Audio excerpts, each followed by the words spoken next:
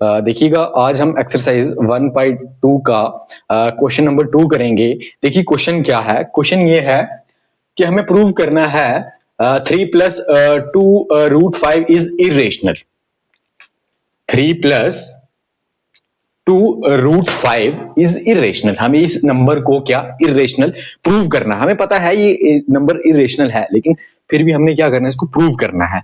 तो हम क्या कर लेते हैं, हमें इरेशनल प्रूव करना है इसे, तो हम क्या कर लेते हैं, हम इसको पहले रेशनल मान लेंगे। हम इसको क्या कर लेंगे, रेशनल मान लेंगे। तो लिखिएगा कैसे लिखना है इसको। Solution let us assume 3 plus 2 root 5 is rational. हमने मान लिया कि नंबर जो है ये क्या है, रेशनल है। भाई अगर इधर हम इसको क्या मान रहे हैं, रेशनल मान रहे हैं। भाई उधर आपको वो धोखा दे रही होती है, लेकिन फिर भी आप मान लेती हो कि नहीं लॉयल है लॉयल है लॉयल है, बट आपको धोखा दे रही होती है ना, ठीक है। तो अगर आप वहां मान लेते हो कि वो आपके लिए लॉयल है, तो आप यहां भी मान सकते हो ना इस नंबर को कि ये क्या है, रेशनल है। मान सकते हो ना, मान के चल सकते हो ना। हमने तो मानना ही है ना, ठीक है। प्रूव तो हमें करना है इरेशनल, बट हम मान के क्या चलेंगे, रेशनल। अगर ये नंबर रेशनल है तो ये पी बाई क्यू की फॉर्म में भी इसको लिख सकते हैं। अगर लिख सकते हैं तो क्या इसको पी बाई क्यू की फॉर्म के इक्वल लिख सकते हैं। हम इसको लिख सकते हैं ना, पी बाई क्यू के इक्वल लिख सकते हैं हम इसको, क्योंकि ये रेशनल है तो इसको हम पी बाई क्यू की फॉर्म में लिख सकते हैं। तो हम इस नंबर को क्या लिख सकते हैं, 3 plus 2 root 5 is equal to, मैं पी बाई क्यू नहीं ले रहा, मैं ए बाई बी ले रहा हूं, ठीक है। ए बाई बी यानी ए डिवाइडेड बाई बी। अगर ये रेशनल है तो हम इस फॉर्म में इसको लिख सकते हैं। इस कहने का मतलब यही है इस स्टेप का। अगर ये इस नंबर को हमने रेशनल माना है तो हम इसको इस फॉर्म में लिख सकते हैं। तो कंडीशन क्या है, कंडीशन ये है ए एंड बी आर को प्राइम इंटीजर्स। यानी ये क्या है, जो ए और बी है ये क्या है, को प्राइम इंटीजर्स हैं। आप यहाँ पी एंड क्यू भी लिख सकते हो, लेकिन मैंने पी एंड क्यू नहीं लिया, मैंने क्या लिया, मैंने ए और बी लिया है, मैंने ए और बी लिया है। तो अब हम नेक्स्ट चलते हैं। नेक्स्ट आपने क्या करना है, कुछ नहीं करना है। आपको ये जो 3 दिख रहा है ना, इस 3 को उठा के आपको इक्वल टू के पार लेके जाना है, ठीक है। आप रूट वाली जो टर्म है उसको हमेशा ना, रूट वाली जो ये टर्म है ना, उसको हमेशा आपने लेफ्ट साइड रखना है, और बाकी जितनी भी टर्म है उनको राइट साइड रखना है, ठीक है। आपने ऐसे ही सॉल्व करना है इसको, ठीक है। तो जब इस 3 को इधर ले आओगे तो ये क्या हो जाएगा, यहाँ ये प्लस का है, तो जब इधर आएगा तो ये क्या हो जाएगा, माइनस का, ए बाई बी। ये तो ऐसे ही है। अब ये 3 यहाँ प्लस का जब यहाँ आ जाएगा ये हो जाएगा माइनस का, ठीक है। माइनस का 3 लिख दिया। अब देखिएगा अब क्या होगा, इनकी क्रॉस मल्टीप्लाई हो जाएगी। अब इनके बीच में कर दो क्रॉस मल्टीप्लाई। जब क्रॉस मल्टीप्लाई करोगे तो क्या आ जाएगा ए माइनस, देखो इसके नीचे अगर कुछ नहीं है तो मान के चलेंगे क्या है, 1। अब क्रॉस मल्टीप्लाई करोगे, ए को 1 के साथ मल्टीप्लाई करोगे तो ए, बीच में माइनस। अब 3 की मल्टीप्लाई करोगे बी के साथ तो 3b डिवाइडेड बाई बी की मल्टीप्लाई 1 के साथ तो क्या आ जाएगा बी। तो अब क्या होगा, अब ये वाला जो 2 है ये क्या हो रहा है, यहाँ मल्टीप्लाई जब इक्वल टू के बाहर जाएगा, इक्वल टू के पार जाएगा तो क्या हो जाएगा, डिवाइड हो जाएगा। तो क्या आ जाएगा, root 5 is equal to A minus 3b divided by 2b। ये आ गया। इतना लिखने के बाद, इतना लिख लो आप, तो आपको मैं एक कंसेप्ट समझाता हूं। ये क्वेश्चन हमारा हो गया, क्वेश्चन हमारा हो गया। अब आपको सिंपल सा कंसेप्ट समझना है।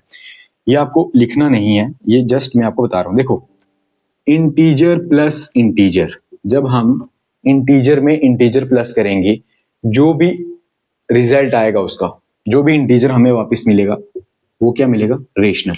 यानी जो भी हमें इंटीजर मिलेगा वो क्या होगा, रेशनल।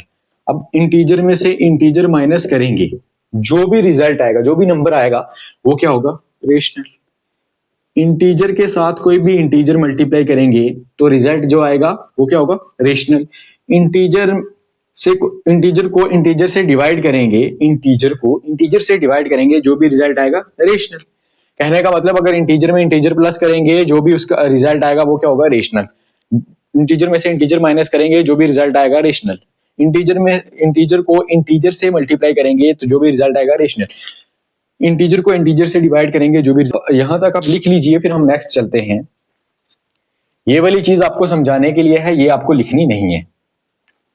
तो देखिए, जो ये हमारा यहाँ स्टेप आया था, हमने यहाँ इसको ऊपर लिख दिया। तो मैं अब आपको बताता हूं कि क्या हो रहा है। देखो, आपको जो मैंने ये बताया कंसेप्ट कि अगर इंटीजर में से इंटीजर प्लस करेंगे, इंटीजर में इंटीजर प्लस करेंगे रेशनल, इंटीजर में इंटीजर माइनस करेंगे रेशनल, इंटीजर से इंटीजर मल्टीप्लाई करेंगे रेशनल, इंटीजर से इंटीजर डिवाइड करेंगे तो रेशनल। ठीक है, जो भी रिजल्ट आएगा इनके सारे के वो क्या होंगे, रेशनल ही, रेशनल नंबर मिलेगा हमें। ठीक है, तो आपको दिख रहा है कि यहां पे क्या हो रहा है, इंटीजर माइनस इंटीजर के साथ इंटीजर मल्टीप्लाई हो रहा है। ये 3 भी इंटीजर है, बी भी इंटीजर है, नीचे 2 भी क्या है, इंटीजर है, बी भी क्या है, इंटीजर है। ठीक, ये करने के बाद जब इन दोनों को मल्टीप्लाई करोगे, ये इंटीजर ऐसे ही माइनस इंटीजर को इंटीजर से मल्टीप्लाई करोगे तो क्या आ जाएगा, इंटीजर डिवाइडेड में आप क्या कर दोगे, इंटीजर को इंटीजर से मल्टीप्लाई करोगे तो आपको एक इंटीजर ही मिलेगा, ना कि ठीक। उसके बाद अब इंटीजर में से इंटीजर माइनस करोगे तो आपको क्या मिलेगा,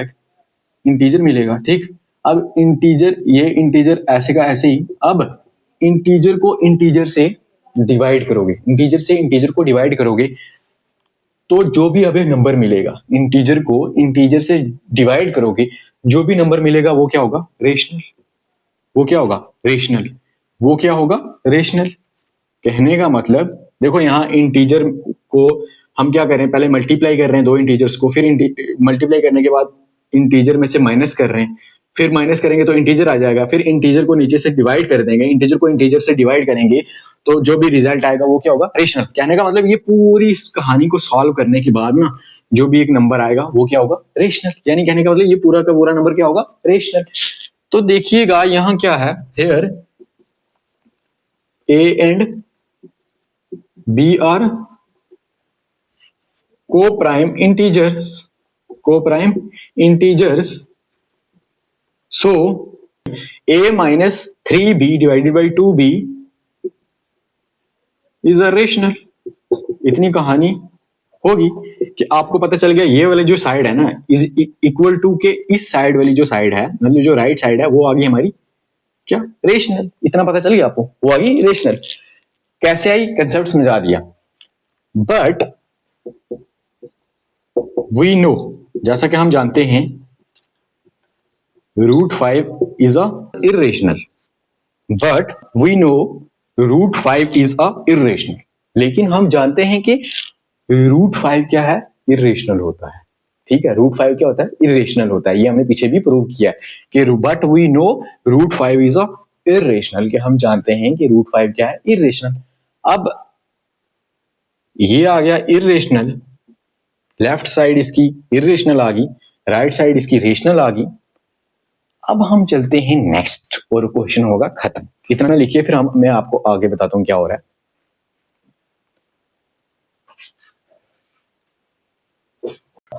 कि क्या हो रहा था, जो हमारी लेफ्ट साइड है उसमें क्या आ रहा था, इर्रेशनल नंबर आ रहा था। ठीक है, उसमें क्या आ रहा था, इर्रेशनल।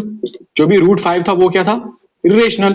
और जो लेफ्ट साइड में इर्रेशनल नंबर आ गया, अब राइट साइड में क्या आ रहा था, रेशनल आ रहा था। ठीक है, जो भी मैंने आपको बताया कि इंटीजर में से इंटीजर माइनस करेंगे, फिर डिवाइड करेंगे, जो भी आगे उसका रिजल्ट आएगा, इंटीजर को इंटीजर से डिवाइड करके जो भी आगे रिजल्ट आ जाएगा वो क्या आएगा, वो रेशनल आएगा। तो राइट साइड कौन सी आ गई, रेशनल। क्या कभी आपने सोचा कि इर्रेशनल रेशनल के बराबर होगा? कभी ऐसा हुआ कि रेशनल इर्रेशनल के बराबर होता है? कभी सोचा आपने? कभी सोचा कि रेशनल इर्रेशनल के बराबर होता है? नहीं ना होता। कभी जिंदगी में सोचा आपने? तो अब हम क्या करेंगे, अब मैं आपको ये बताता हूं कि देखो, इर्रेशनल कभी भी रेशनल के बराबर नहीं हो सकता। बट हमारे क्वेश्चन में ऐसा बन रहा है कि इर्रेशनल रेशनल के बराबर आ रहा है। ठीक है, तो ये तो चीज गलत है। हमने क्या माना था, हमने ऊपर क्या माना था, उस नंबर को रेशनल माना था। ठीक है, √5 को क्या माना था, रेशनल। अगर रेशनल माना था तो जो हमने नंबर, उसको हम पी क्यू की फॉर्म में लिख सकते हैं, p/q की फॉर्म में। तो वो कब लिख सकते हैं, जब रेशनल होगा। बट यहां जो हमने जिसको रेशनल माना था वही नंबर क्या हो गया, इर्रेशनल हो गया।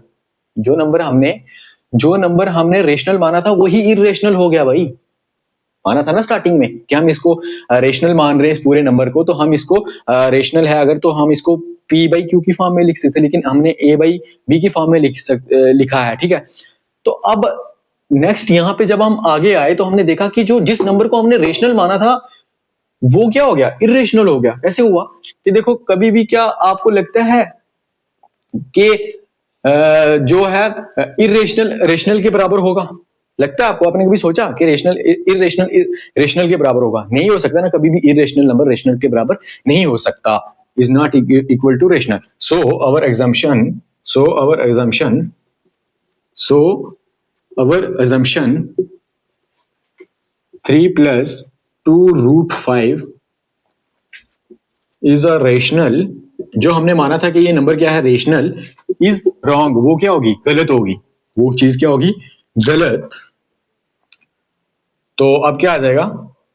सो 3 plus 2 root 5 is a irrational. भाई हो गया ना क्वेश्चन। अगर जब हमारी एजम्पशन ही गलत होगी, जब हमारे क्वेश्चन में आ रहा है भाई कि इरेशनल रेशनल नंबर के बराबर होगा, तो ऐसा तो कभी हो ही नहीं सकता। तो नहीं हो सकता, तो बस जो हमने माना था कि ये नंबर रेशनल है, वो हमारी एजम्पशन क्या होगी? रॉन्ग होगी। रॉन्ग होगी तो बस हम लिख देंगे भाई हमारा प्रूव ही हो गया कि क्या ये जो नंबर है ये क्या है? इरेशनल है। बस इसमें कंसेप्ट वही याद रखना है आपको। ये आपका क्वेश्चन यहां तक हो गया, बट आप कंसेप्ट को समझिए। कंसेप्ट क्या? अगर इंटीजर में से इंटीजर माइनस करेंगे, जो भी नंबर आएगा वो रेशनल होगा, ठीक है। जो भी इंटीजर आएगा वो रेशनल होगा, ठीक है। इंटीजर में से इंटीजर प्लस करेंगे, इंटीजर में इंटीजर प्लस करेंगे तो हमें रेशनल मिलेगा, रेशनल नंबर मिलेगा। इंटीजर में के साथ इंटीजर मल्टीप्लाई करेंगे तो हमें रेशनल नंबर मिलेगा। इंटीजर के साथ इंटीजर को डिवाइड करेंगे, इंटीजर को इंटीजर से डिवाइड करेंगे तो हमें जो भी नंबर मिलेगा रेशनल। अगर ये कंसेप्ट आपको पता है, ये क्वेश्चन आपके लिए कुछ भी नहीं है, बस सेकंड्स में हो सकता है ये क्वेश्चन। तो अगर ये लिख लीजिएगा, आपको ये नहीं लिखना कंसेप्ट, बस ये इतना ही लिखना था। बाकी ये क्वेश्चन बिल्कुल इजी है, आप इसको मजे से करिएगा। आप अगर एक बार नहीं समझ आई, आप 2-3 बार अगर आप इसको देखेंगे तो आपको जरूर समझ आएगी। आज के लिए इतना ही।